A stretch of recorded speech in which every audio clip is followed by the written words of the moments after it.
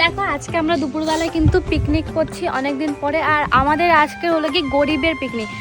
তা বলার কারণ হলো গিয়ে আজকের পিকনিকের চাঁদা মানে পিকনিকের অ্যামাউন্টটা এতটাই কম কি বলবো।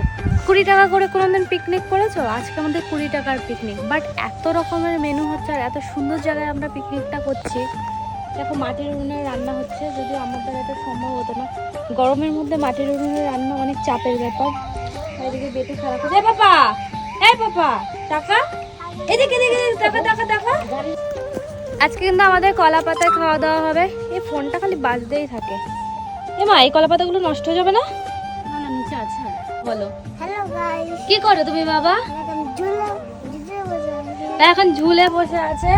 তো এখন ওদিকে বেটু একটুখানি ললিপপ খাবে আর আমি যাচ্ছি জলজিরা আনতে, কারণ হলো কি তরমুজ মাখা করব। মাখা না মানে তরমুজের ওপর ছিটিয়ে ছিটিয়ে খাবো।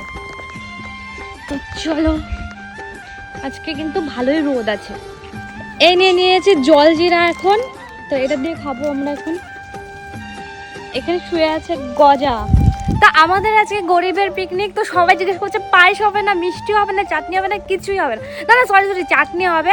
আমার কিন্তু এই যে জলজিরার সাথে সাথে কিন্তু বেটু নিয়ে নিয়েছে একটা ললিপপ। এই দেখো দাঁড়িয়ে দাঁড়িয়ে খাচ্ছে, এই পালাচ্ছে।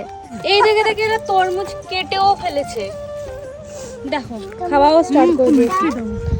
সেটা আগের দিন বাজারে গিয়ে নিয়ে এসেছিলাম। আরে জলজিরাটা এনেছে তো তরমুজ খাওয়া